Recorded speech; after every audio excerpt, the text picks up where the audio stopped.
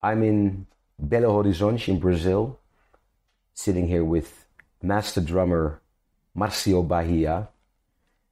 We already have quite some history, and these 2 days we're playing here at a wonderful club in trio with a young bass player. His name is Bruno Veloso, and Massimo's an absolute genius, I think. I've been admiring him for so many years. He's also a beautiful human being.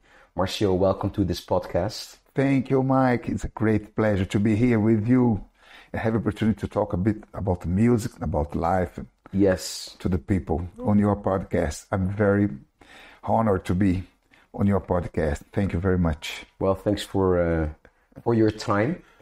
I want to talk about Hermeto Pascoal because you are associated with Hermeto Pascoal, but not now, because you play with him for 30 years, which is maybe the most part of the biggest chunk of your musical career, right? That's right. And I also have some questions about Hermeto, of course, who doesn't?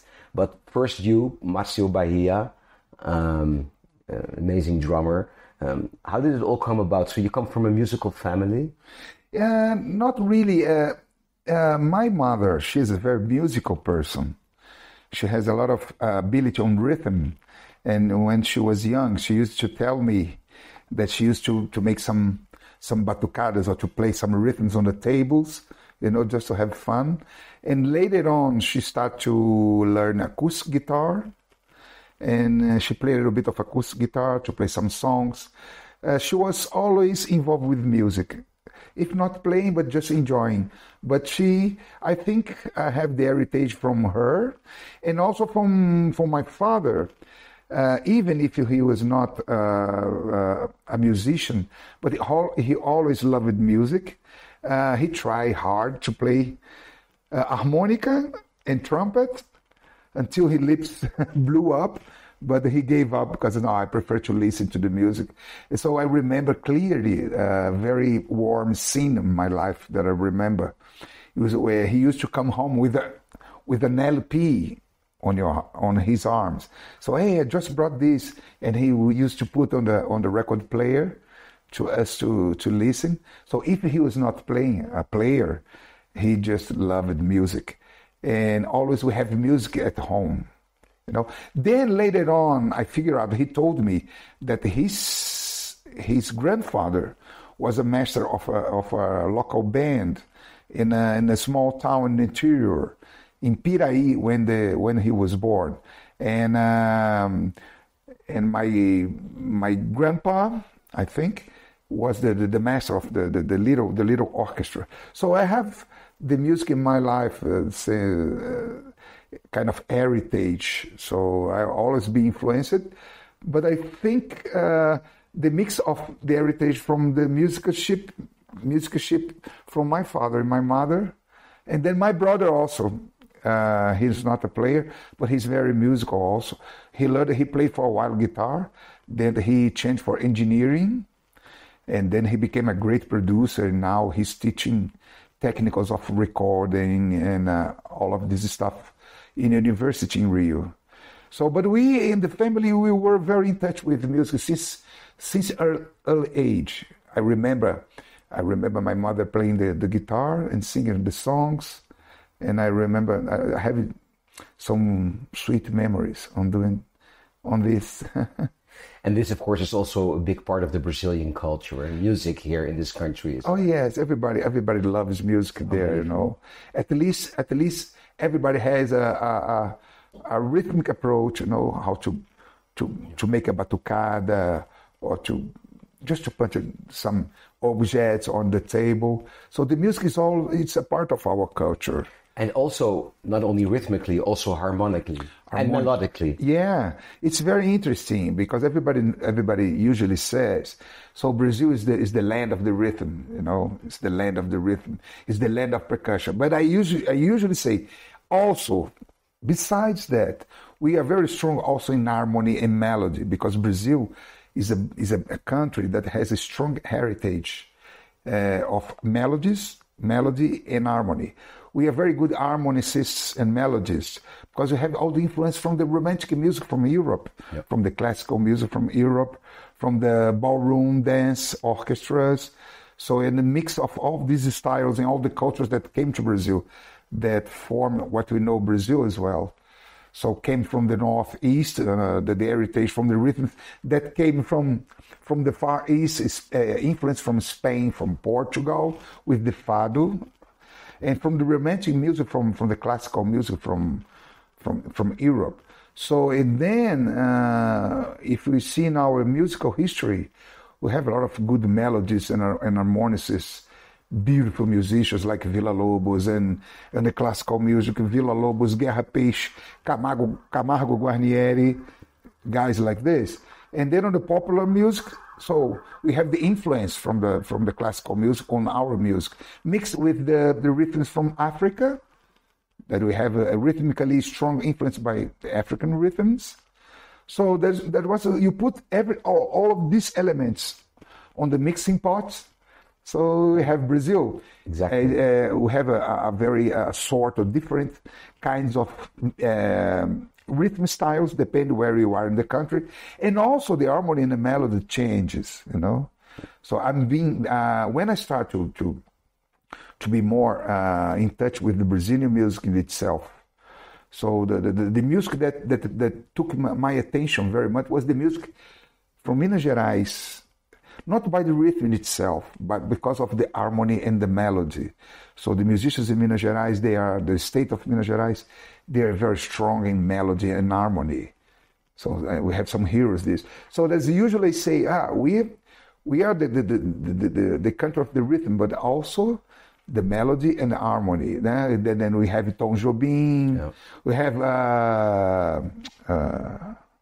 Dori Caymmi, great melodists, so beautiful musicians.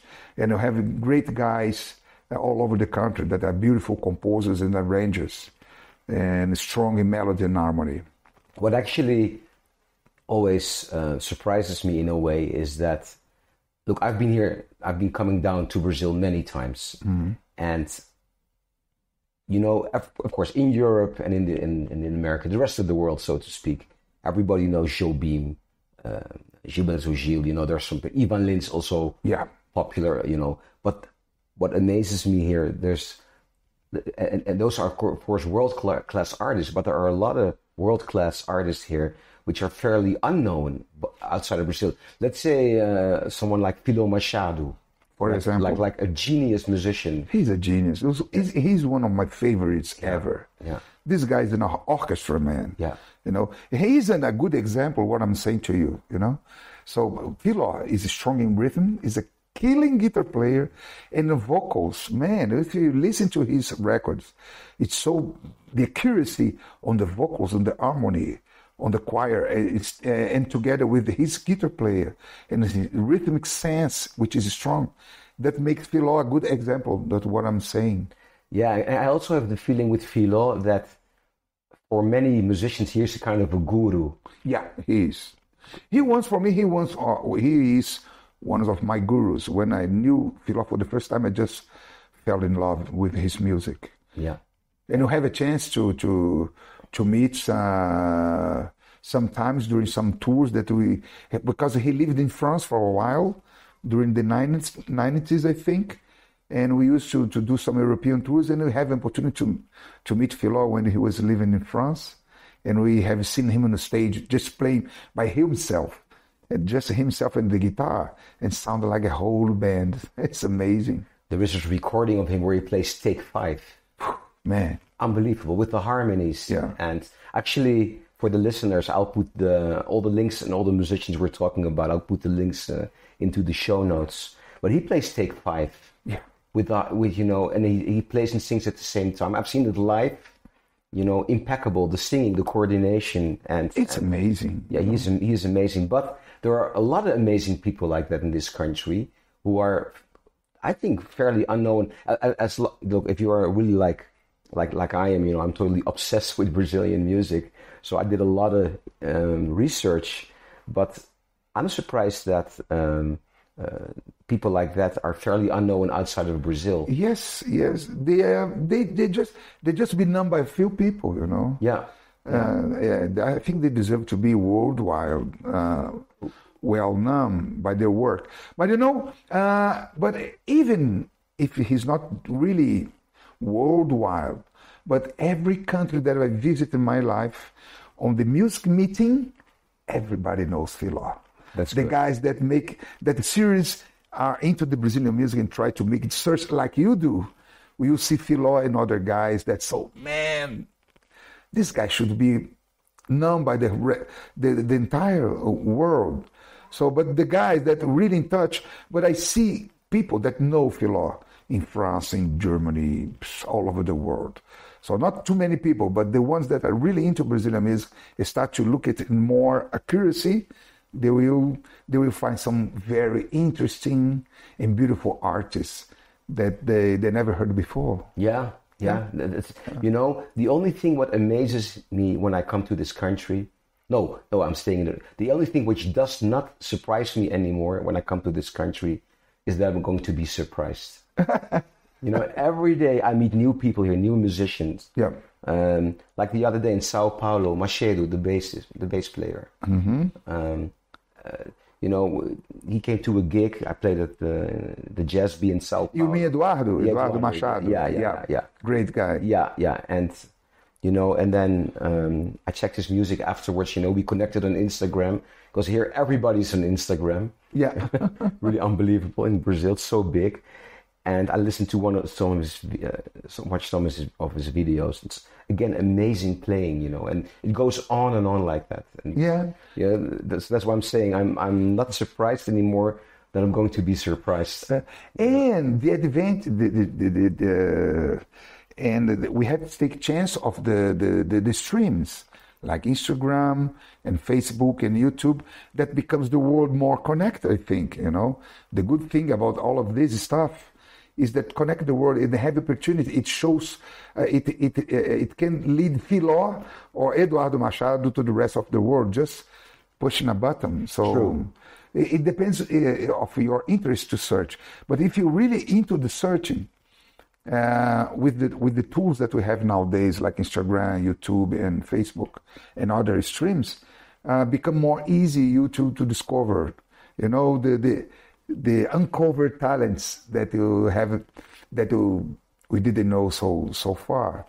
So the internet helped a lot. That's That's if you want to know about Filó Machado or Eduardo Machado, if you go to the internet, you will find enough material. So it's the advantage of the internet nowadays is to put all of the people, even the very well-known people and the not very well-known people, that are also very, very good. Very nice, and contributes a lot to the culture of the country. So the internet provides this to the whole world. I think make it easy, Yeah, thanks. It's facilitated to people to know about if they want to be more accuracy on what's going on in Brazil. I think it helped a lot. Yeah, thanks to the internet, a niche market can be quite big. Yeah. A niche, you really used to be a niche, and now you can discover all these amazing artists by searching. But sometimes you have to know where to search. Yeah. But I connect with people here, and everybody talks about you have to check this person out. Like it goes everywhere, but here it's really a miracle. Into the music scene, the musicians meeting, these guys are quite famous. But I think I felt the absence to their names to be very well wide known to the public in general. Yeah. I think would be great. It would be great, and it's nice because you have the opportunity to know all of these artists that they are not on the focus, if I can say so. Yeah, on the exactly. But they are working hard and working very good. They have a very nice and first class work and beautiful music composing and playing. Like I said before, it's world-class level. It's the same level as all the famous Brazilian artists. Yes, definitely. There's no difference. Yeah. And back to your playing. So you do have like your parents were very stimulating, although they were not professional musicians, so to speak. So how did you develop your music, your drummer, and moreover your unique style? Oh yes. So I started. I was just according to my aunt, one of my aunts, she said that I sang first, then I talk. Uh-huh. I used to sing melodies when I was just a baby. Right. So I used to sing more than talk. And then she said, I don't know because I don't remember. But she told me, oh, you start first singing, then you start to talk. I can imagine. Which made me very happy, you know. So and I used to watch from my backyard, from our house in Niterói, in the state of Rio de Janeiro, on the September 7th, which is the Independence Day in Brazil. There was a lot of marching bands on the streets. And when I start to listen to the snare drums, to the snares, to the tubas, and to the brass section coming to my direction, I used to just run to the front door and stay on the sidewalk, just enjoying them play the whole band, you know, play with the trombones and tubas and big bass drums and snare drums. I was just amazed. So I was very inspired listening to the music, and also listening to the music that my father used to bring home with the records. And he loved the orchestral music, Mancini. He loved the Ray Conniff, you know, with the LPs and Morricone. So we have this beautiful music, romantic and orchestral music at home. So I used to listen to music a lot at home on the record player, and also to see the marching bands on the street on the holidays.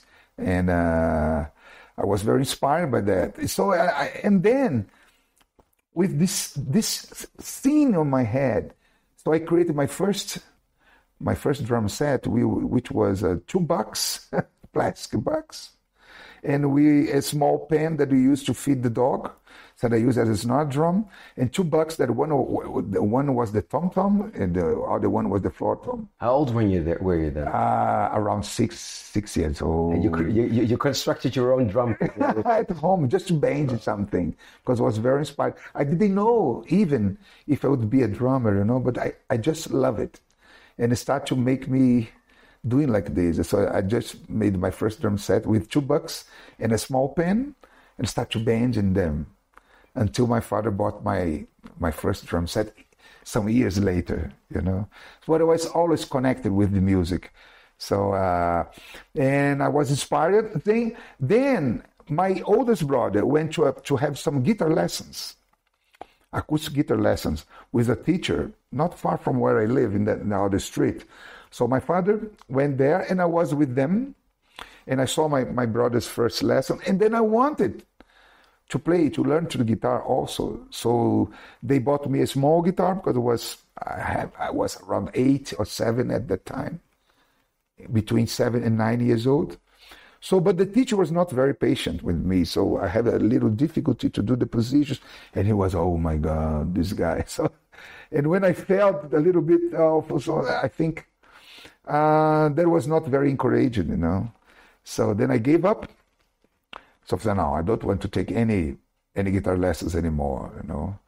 And then when my father went with my brother to buy his first electric guitar at a music shop, I went with them, and then I saw a beautiful white pearl cover drum set on the front door. Then I went straight to the drum set, started to bang with my fingers. And the salesman said, you know, salesman, you know? Yeah, this guy has a future. Your son is talented. Oh, this is so talented. But it didn't, you know, he wants to sail. Yeah. But I really want to play it. And I said to my father, I want one of these. And my father, but this is very expensive. No matter what, I'm fine. One day I will have one. And years later, he bought one to me. When he saw you were really serious about it. Yeah, and then I discovered that drums were my passion. Since at the early age, when I started to make my all drum set with the bucks and the small pen. So since I've got my first drum set, that was bought from an uncle of mine, my mother's brother, who worked a lot outside Brazil, worked for the Brazilian government as a teacher, ambassador. He's a very intelligent guy.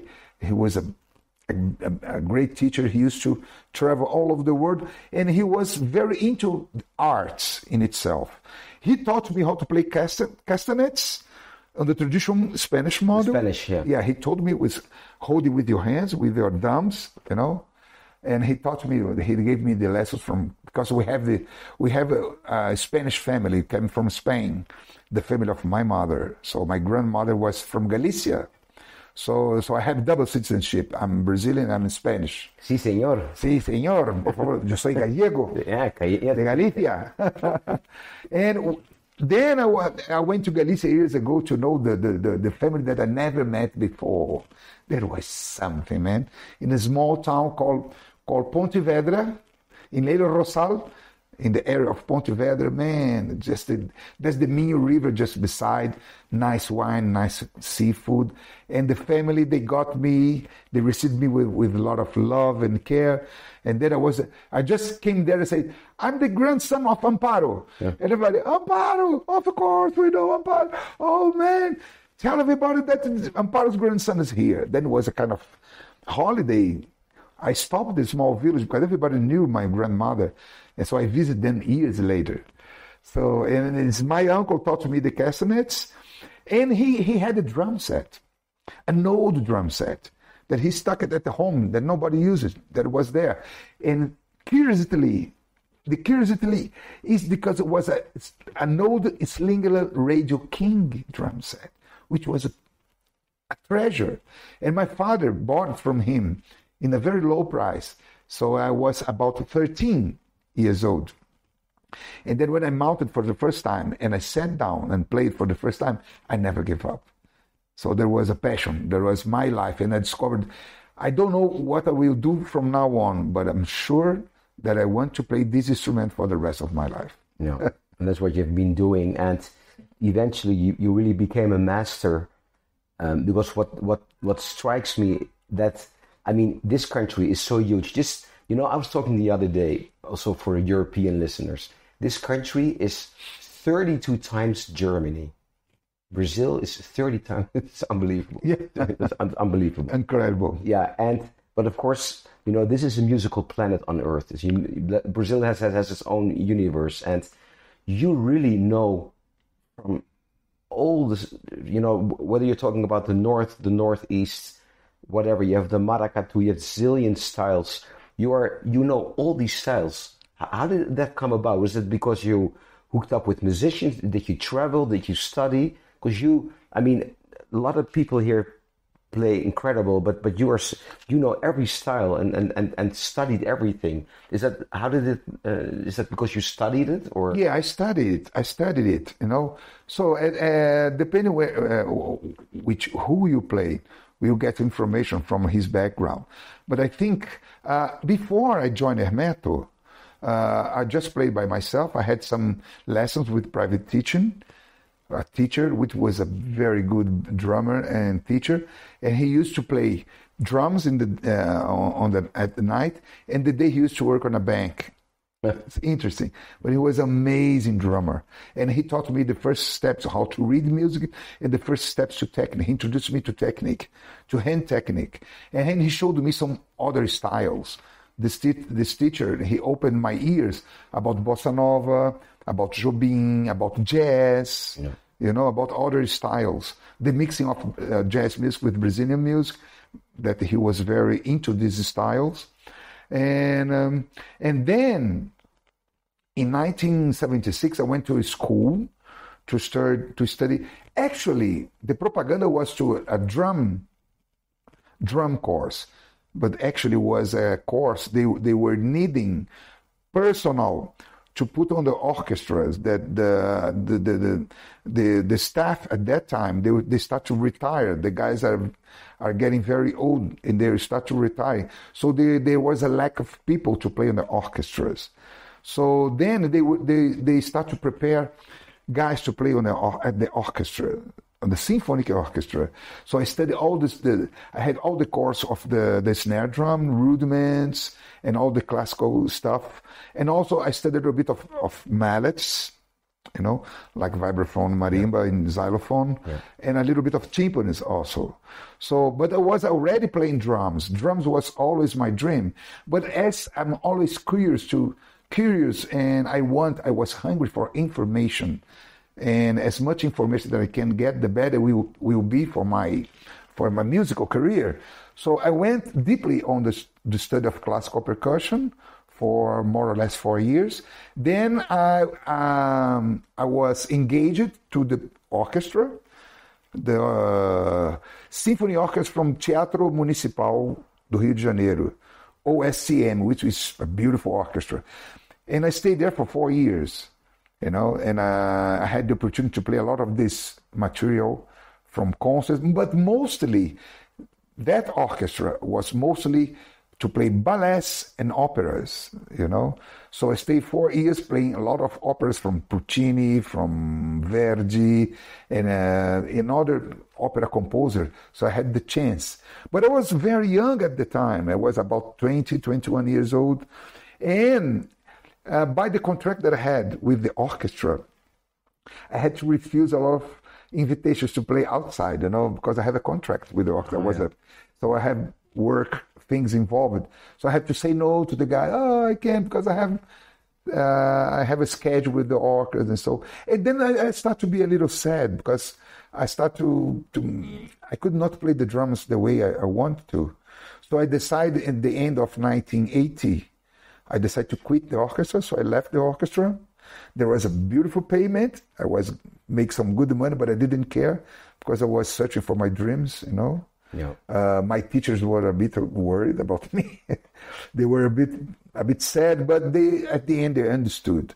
There was my path that I want to construct, And I just want them to accept these, It's my life. Well, you're a free spirit, so that doesn't fit in an orchestral environment, especially not in the classical orchestra. But besides that, it gives me strong acknowledgement. Yeah. Years later, when I start to play with metal, and we start to do projects with the orchestras and big bands, so the acknowledgement that I've got at the orchestra, it helped me a lot. So I'm very grateful.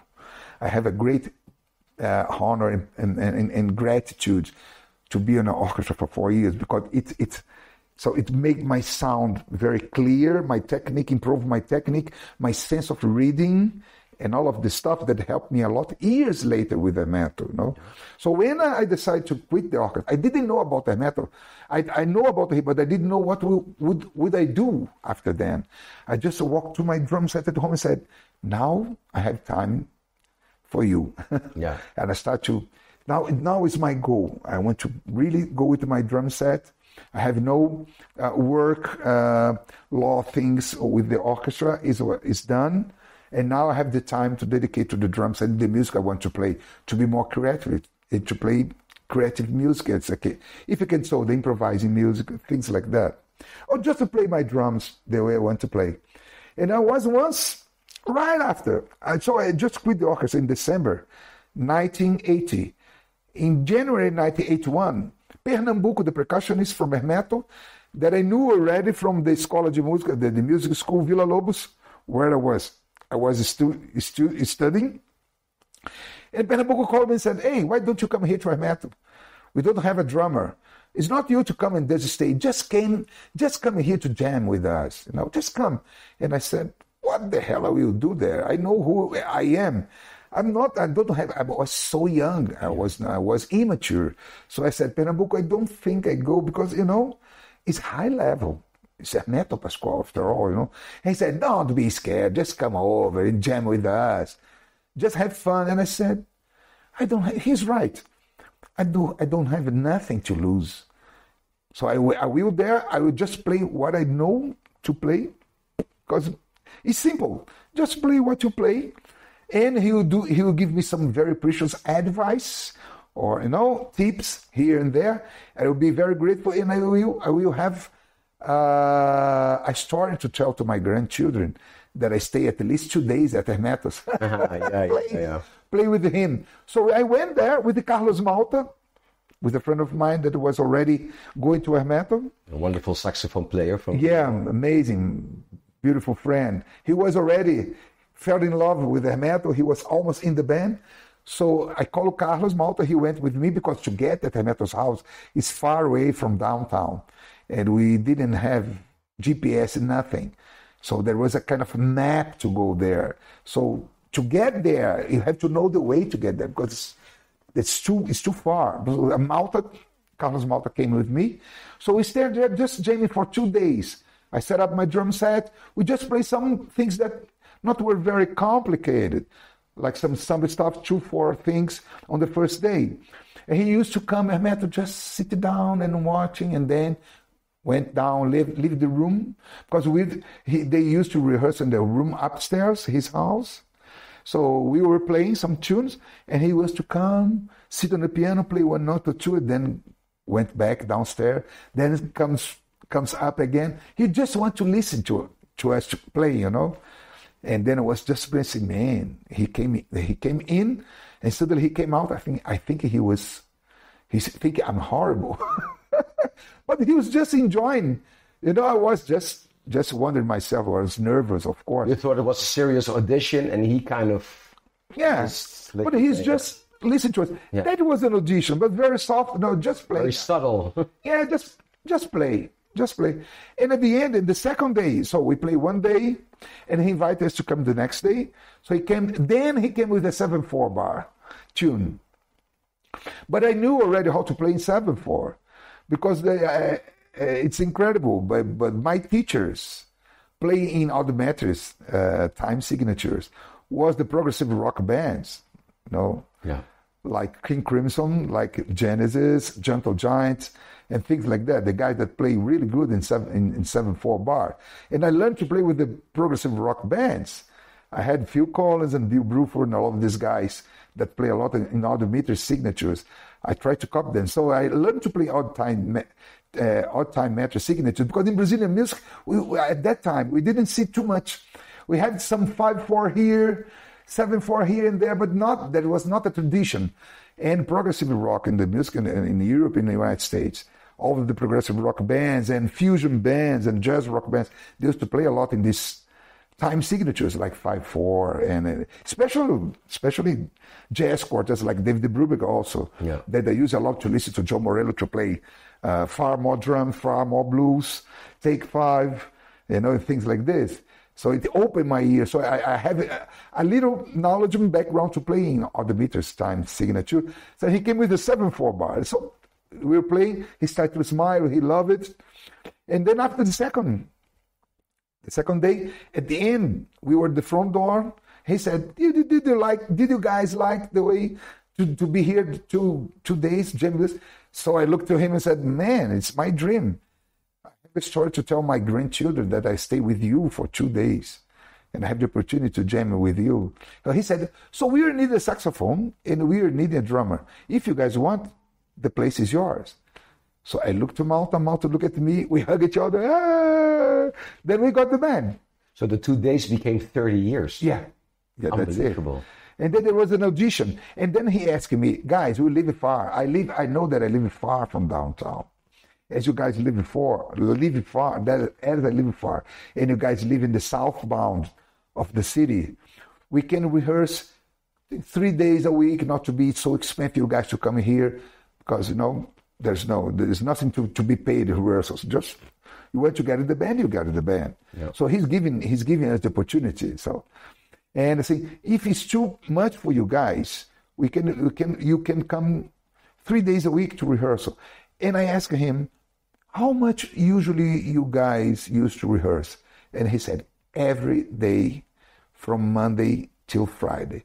So I watched Carlos and I talked to him. So we will be here every day to rehearse. He gave us the opportunity now. We try to do our best. So I never question, oh, you rehearse every day. So I will be here because I want it. You know, he gave me the opportunity. He gave me the opportunity. So I grabbed it with all my soul and my force, and to show him that I was into the band and I want to work my best towards the band. And I knew that it was very mature. There was a lot of work to come ahead for me. That's exactly what I wanted, was this. And then, surrounded by this incredible level of music. That's what, you know. Then, so we start to rehearse every day. every single day from Monday till Friday. And it lasts for 10 years. Sometimes I tell this story to friends of mine, they don't believe. How many hours a day would you? From 2 p.m. sharp until 8 o'clock, sometimes until 9 o'clock. 6-7 hours a day. A day for 10 years. Wow. It's just a labor of love because we choose to do this. There was our option. Nobody forced it. I was needing just to my music background, and he gave us the opportunity to. And the most important, the vision of be a great leader. A great leader has this vision, as Hermeto has.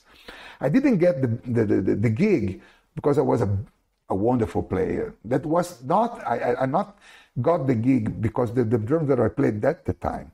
But he saw on me potential on the future. He believed on me. And he took my strongest tools that I had at the time, which were reading and technique. But it was a kind of related to Brazilian rhythms, to the meaning we were talking. I was an empty box that was needed to be filled up, to be filled with elements. So Hermeto saw on me, and not just on me, but on Malta, on Tiberê, on Jovino, everyone that got the band before me. They didn't got the band and the gig because the way they play at the moment. Hermeto always see your potential for the future, what you can bring to the band. And he was patient, and he gives you the time. With not the pressure, but he just gives you time. But he wants you to see you working. Yeah. Of course. And I work with all my efforts. So ever since I did all of my very best, all of my full energy, and along with this process of trying, fail, and start again, and fail and do again. And then we reach a certain step, and it encourages you to do the next step. And then the next step encourages where you get the next step by step. It's a work in progress. And Hermeto wants to build a language with the group that the world has seen during the 80s and 90s, during someone had the opportunity to see Hermeto Pascoal group on stage with this lineup, Tiberê, Pernambuco, Carlos Malta, Jovino Santos, and me. He saw how tight the band was on the stage. We were sounding like just one single organism. Because we were growing together as just one organism. And that was what Hermeto was looking for. He was not looking for just beautiful and just famous musician that has a lot of gigs and sometimes cannot play with the band because they are involved in so many projects. Yeah.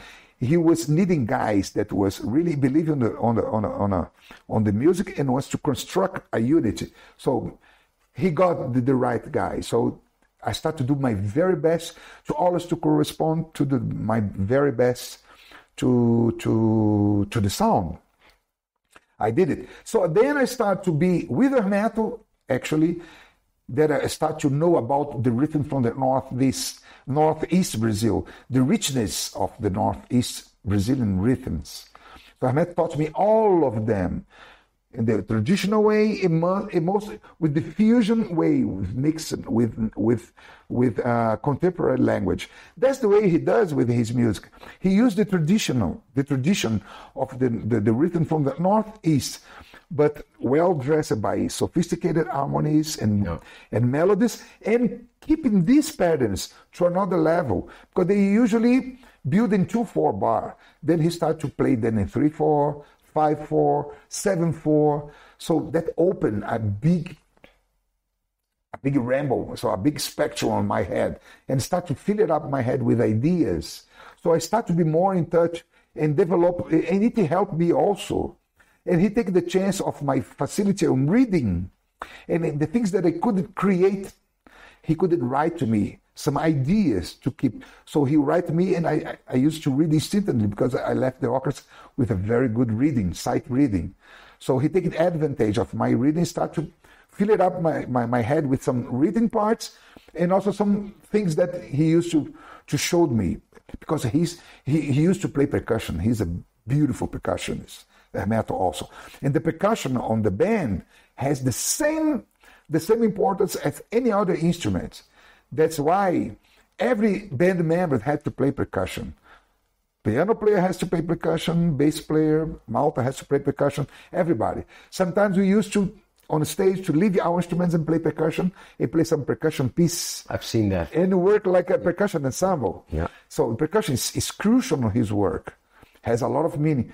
So he started to fill my head with all these rhythm elements, and also to help me to build my own style.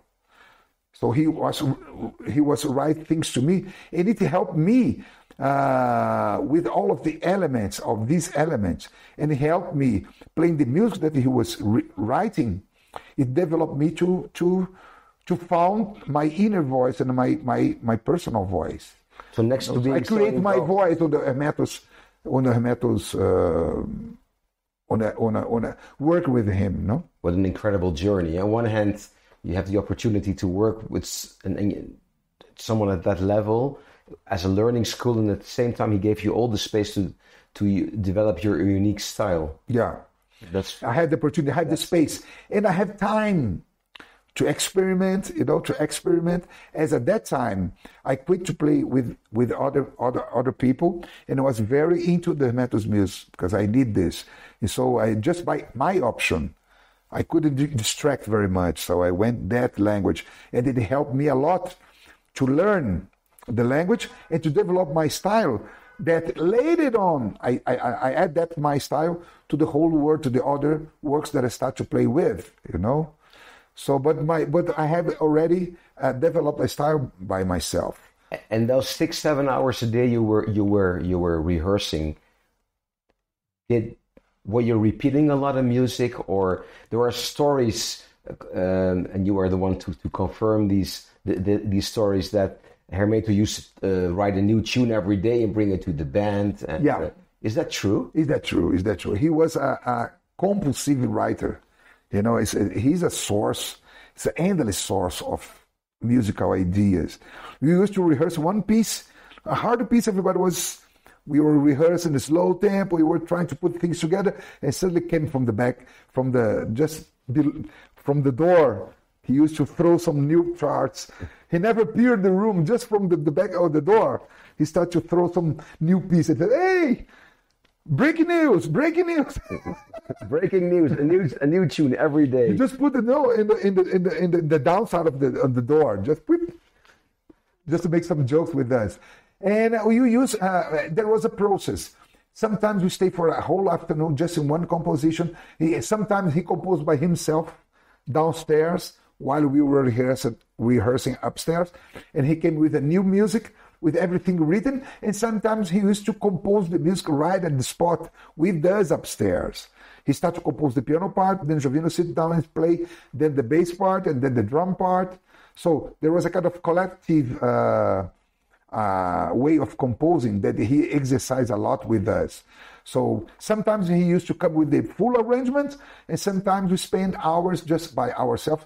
And then I had the opportunity to see the process that he used to play and he used to compose, to stop at every single note. Oh, this note. No, I would chant for this note. And every single chord, he stopped. He used to stop in 5-10 minutes, just one chord, to decide which note to put on the chords. So details. So there was a lot of different ways of composing.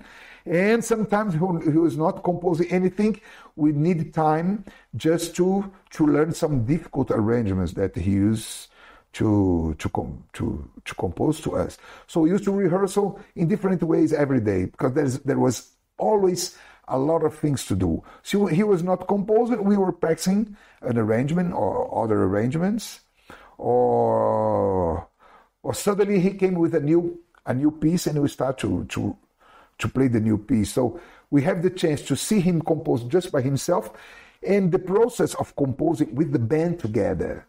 That was precious to me. Wow. Later on, when I start to rehearse, the methods, the very the correct method of rehearsal, that you can take the advance of time and not to lose time, to make your time, to profit your time, that you can rehearse properly in the way of composing and directing the process of rehearsing. So there was a lesson, not just a lesson by myself to play my instrument, but also to see how the guy works. Yeah. and how make things happen.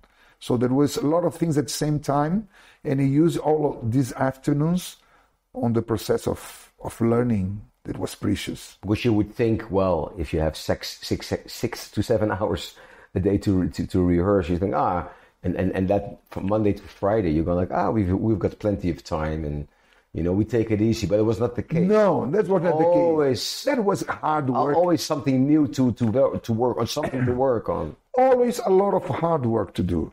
Yeah. But we did it with pleasure, because we are needing this. We just saying, come. Yeah. Give to me, Sometimes it was really hard. I paid my dues long time. That the way they pay dues years, That was a process, and I have to be above all, have to be patient with yourself.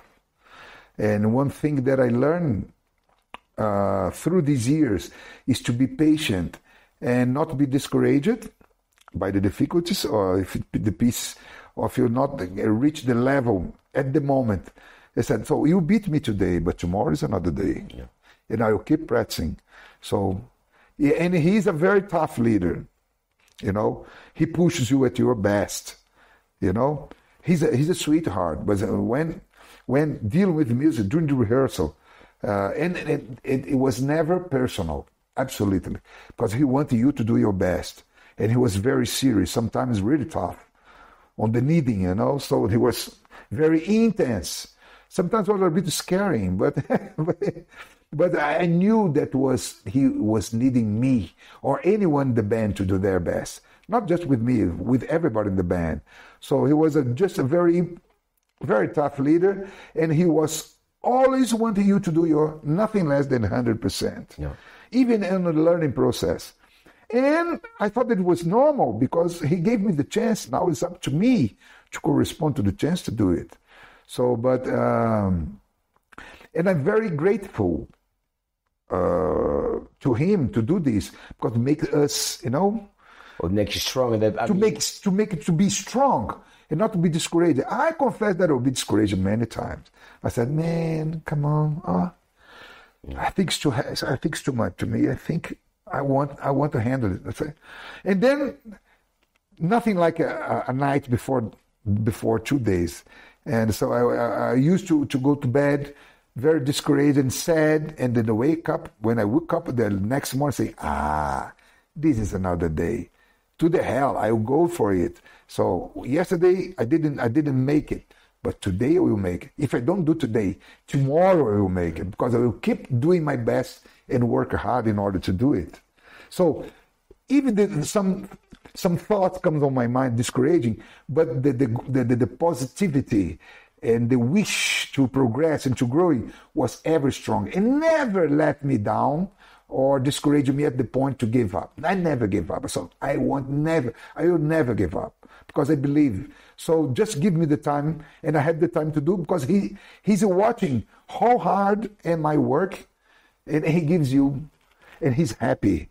When he sees, when he was watching you do your best. And then we start to growing together, and the band became the unit that is eternized on the YouTube. You can see myself when I watch some videos from the band on the stage, I said, Jesus Christ.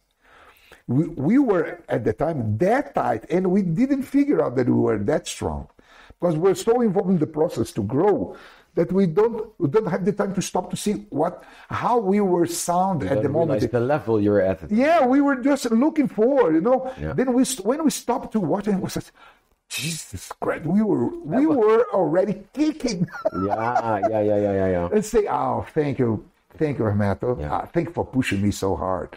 I'm very grateful. But that's exactly what makes the difference between a great musician, a great artist, and a master. Yeah. Is that it's the same like India, the discipline the musicians have there. Oh yes. I played with Niladri Kumar, who's an incredible sitar player. He's like Ravi Shankar said shortly before he passed away, Niladri is the future of the sitar is in safe hands with Niladri. And this guy told me, and that's normal in India, they wake up at 4 and then they start practicing until 7 a.m. and then they get their first tea. So at 7 a.m.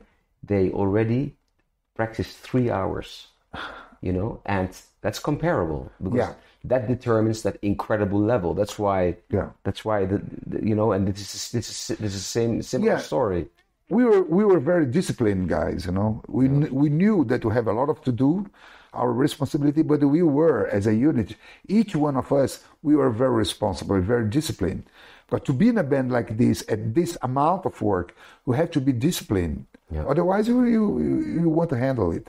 So we had the wish, with the wish to grow, and the discipline and the strength to go through it. So that's the perfect scene for a metal.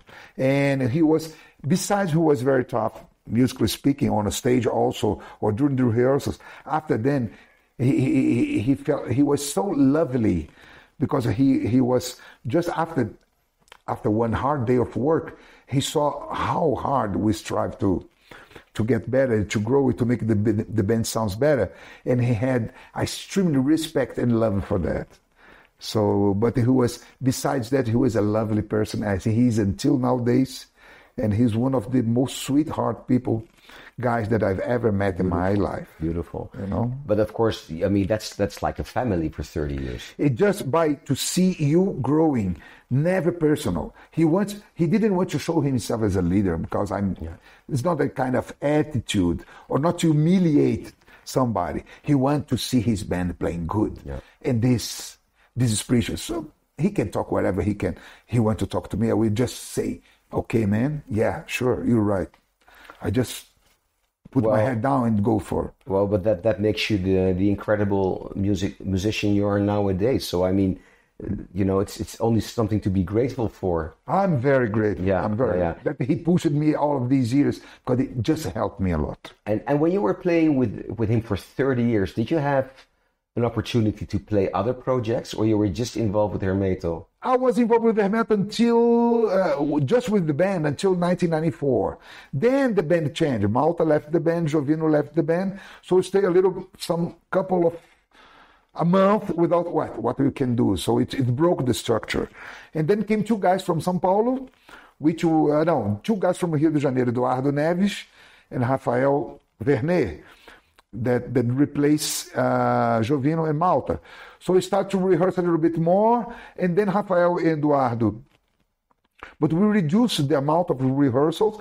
Then Rafael and Eduardo left. Then came the guys from São Paulo, and then we started to rehearse, because the guys were from São Paulo. They couldn't move to Rio. Then we started to rehearse 3 days a week, and then it opened spaces, and then I started to play with other people. Yes, from 1994 on, I started to play with a lot of different friends, to play with different artists in town, in Rio, in São Paulo, which helped me a lot. And at that point, I had this plan in my mind, because it was very, very important. It's crucial to play with other people, other styles of music, other language. The language that I was playing until so far with Hermeto was huge in elements, but it was at least one language. Yeah, it's typical style. Yeah, and a lot of energy, and the world is too big. There's a lot of different things to learn.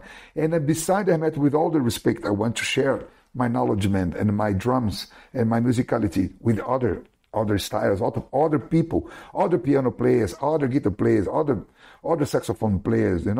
So that it was important not to be just. I stayed with one band for a long time. And we create a very strong structure. But I was feeling that it was time to move ahead. Yeah. And to watch a little more for the world, because it was enhancing my musicianship.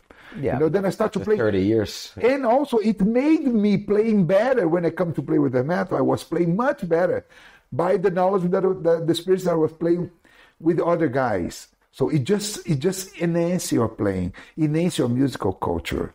So then I start to play with all guys, different styles, using all the knowledge, with Hermeto, but not to sound as I sound at Hermeto, which is particularly, I had just my acknowledgements, and to adapt to the situation I'm playing.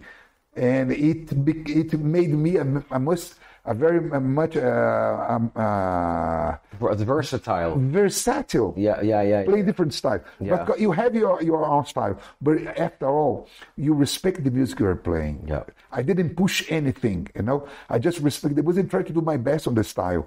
Different from what I'm doing with Hermeto, which was urgent for me to play, you know, and it helped me a lot. And every time when I used to come to Hermeto to play a gig, I was playing better because I have a lot of different elements that I've got to play with different musicians, different styles. Yeah. And also, look, in my perception, you know, the music from Hermeto is always, let's say, 95% always energetic. Yeah. A lot of, you know, but when I play with you, and not only me, everybody who plays with you, really love your dynamics in music. So that's probably something you developed a little bit afterwards, because, you know, technically you have all these abilities. It's amazing, but at the same time you can play so incredibly soft and create subtle sounds. So that's probably something you developed after you stopped playing with Hermeto. Yes, and we developed this also for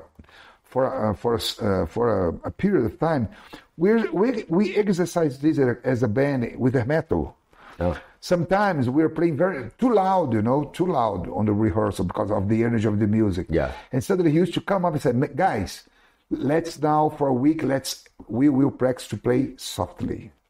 You play all of these arrangements, but softly. It's very intricate parts that used to play in a certain comfortable level.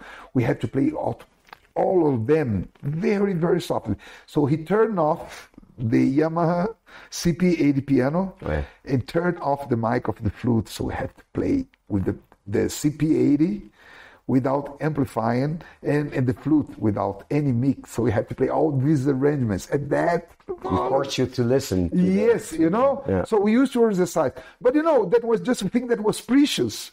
But we used to exercise at home. But on stage, Hermeto was so, you know, it's the energy and inspired by the people and the energy. We were a high volume band on the stage. We were loud. I confess, we were loud. And there's a few concerts that he permitted to play a ballad on the concert. That he had so many beautiful ballads that I had the chance to play some of them. He's a great melodist, you know, melodist. Yeah. But so he didn't remember to put one of the beautiful ballads during this because he was so involved in the energy of the public. So the most of our concert was up there with height level and high volume as well. Because if you listen to the live recordings, it's all like that. But if you listen to his albums, you know, like Santa Catarina, all those songs, sure, that's so beautiful. That's. But we used to practice a lot dynamics. But I developed really when I left the band after the band. You're right, because I just deal with other musical lineups and different styles. As bossa nova and samba jazz and other and supporting artists that is needed, you know. So I start to put more this in practice when I left the band, when I start to play with other guys. The sense of dynamics are crucial to the beauty of the music. Yes. And drummers are responsible for that. If you're sensible to the harmony and the melody and you follow the music, you don't follow your hands, you follow your ears. So what you are listening at the moment, so you play properly. And you can suggest. You know, we are drummers, we are painters. You do the final details of the whole picture. So we have the power of the dynamics. If a drummer is creative, you know, and at the same time can deal with the dynamics and be sensible to what the music is telling you, the band will sound very interesting. And it will amaze the audience as well. So it shows how sensitive you are. I always say the drummer... It shows that you are listening, really listen, you know? I always say the drummer is the most important person in the band. He has great responsibility, not just to keep time, okay, is our first... But so the aesthetic of the music is on the hands of the drummer. It's not only the heartbeat, it's the dynamics. You know, a drummer can make it or break it. It's the sensitivity that matters, you know? If the drums, he plays musically, not dramistically. He has to play music. I play an instrument that plays music That's why I say when I play my drums, when I'm really connected to the music, I don't know what instrument I'm playing. I'm just playing music. The thing that I have in my hands when I'm very connected to the music, I'm just have my instrument here. But I'm considering myself just a music. Okay, I play the drum, but I don't want to know what instrument I'm playing. I just know that I'm contributing to the beauty of the music, doing the best I can. So I forget, even as I forget about the instrument I play, I want to make the music sounds beautiful. As I play the drums, I have cymbals and toms and different sort of sounds, and from the low to the high pitch. So if I have so much different elements. So if you use them properly, listen really to the music and play for the music, what the music is demanding for you, the drums is crucial to make the music sounds beautiful. The music will sound much beautiful if the drums is sensible to all of these details. Because that's also something I wanted to ask you. On one hand, you are so incredibly precise, and last night we played all blues in 7/4, and you played an incredible solo, and it was so.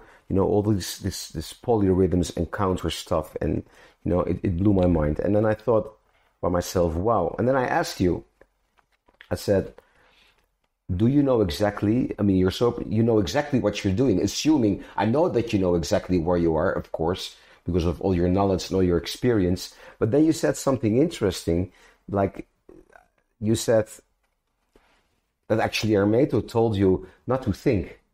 Yeah. Once it's interesting because a guy once came to Hermeto and asked him, why you guys rehearse that much? Why you guys rehearse that much? Why you guys rehearse that much? Is to do the same on the stage? And he said, no, we rehearse that much because when we go to stage, I want everybody to forget. So he said, we rehearse that hard in order to, when we step on the stage, we have to forget everything. We don't rehearse to repeat on the stage. We rehearse just to give us the tools to be creative on a stage. And at the beginning, to me, it sounded a little bit, but yes, of course. We rehearse that hard. So when we step on the stage, forget. Now it's time to forget the rehearsal and start to be creative. He said, forget, don't try to replace what we're playing here. Just let your mind guide you. So when I did the solo, I have the elements. I never thought that I would do things like that, It's on my mind. At the moment, it came on my mind, and I permit myself, if it's a good idea, I get it and I play it. I permit. I think it's the art of improvisation. Yeah. We will do it at the moment. We don't have plans. So that's the way where it's when you see you really improvising. You have the tools, you know some patterns, but you don't think of it. You just apply them at the context you are playing. If you're doing a solo, you're building a history, and that kind of thing is part of the story you are telling. So that was he was preparing us to the unknown. That's the beauty of this. You'll be prepared for the unknown, which means that you're not prepared. Just do your best at home, but when you do on stage, just forget everything. Just believe in yourself and try to be creative. That's what I do on a play. And it's also, of course, experience of 30, 40 years of playing. I mean, I got the same. I'm not, I don't think of every note. I mean, I kind of know what I'm doing, but I just play. We just play. And Danilo Perez told me a great story once. He got the gig with Wayne Shorter, and he was still kind of insecure. I'm playing with Wayne, and so they were on their first tour. And whenever he got a chance where he found a piano, he would sit behind the piano and start practicing, even in hotel lobbies and stuff. And one day he was like in the lobby practicing in the morning, and Wayne came out from the breakfast room and walked up to Danilo and said, Danilo, stop practicing now, otherwise you won't be able to forget it. That's genius. Exactly. That's typical Wayne. It's exactly what the matter thinks. The same thing. Yeah. It's it's great musical minds. Man, don't remember. Forget it. Yeah. It's not necessary to die on the piano. Just don't be predictable. Just let it flow. So we have elements to do. Just live it. Yeah. Just live. Yeah. Live the music of the moment. Of course, we work a lot hard. We do as we were doing with Hermeto, preparing ourselves to the unprepared. Of course, we play some arrangements and so. But during the solo parts, the concert was mysterious. Each concert was a new adventure. He used to ask me to do a little set list, but was never followed. The set list I used to write some 7 tunes. The 7 first tunes of the concert. On the second tune, this was already gone. Toots Tielemans, exactly. Even on the first tune, no. I don't want to start with this one. Let's start with that one. And he was to mess it up all the set list, and this was perfect. Toots Tielemans. But sometimes we had the set list, and sometimes he came to us. If after one solo, I watch you, just play what was on the list was just a guide. If I have no idea, I will keep an eye to you guys and you start the next song of the list. So the list was there. If we not use them, by any means, if needed, we were looking at each other. There's one, boom.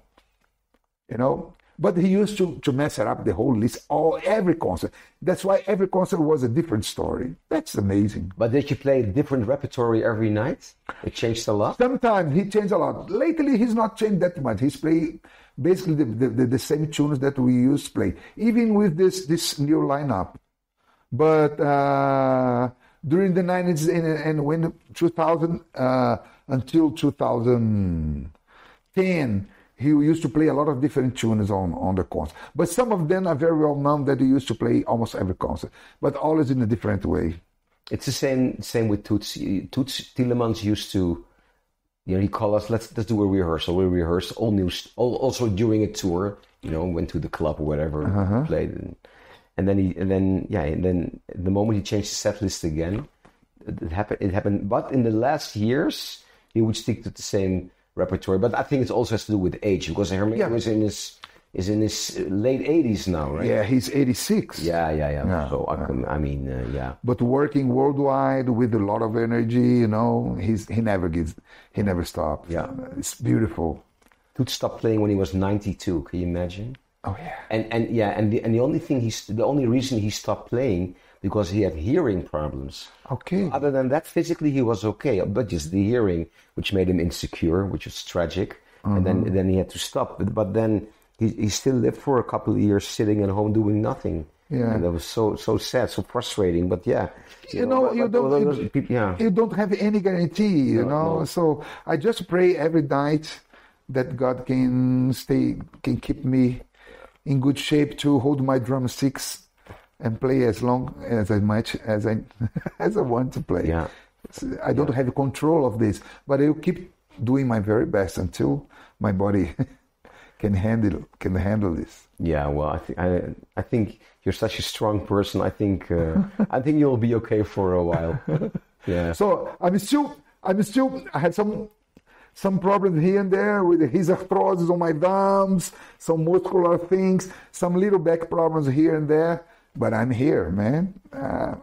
You have to take care of yourself. I do. But some little things here and there start to appear. But as long as I can hold my pair of sticks, I will keep going. Nothing will stop me. Marcio, I want to thank you for this beautiful interview. Oh, Mike, my brother, it's a great pleasure, man. And I was missing you here in Brazil. You're a great brother, a great friend.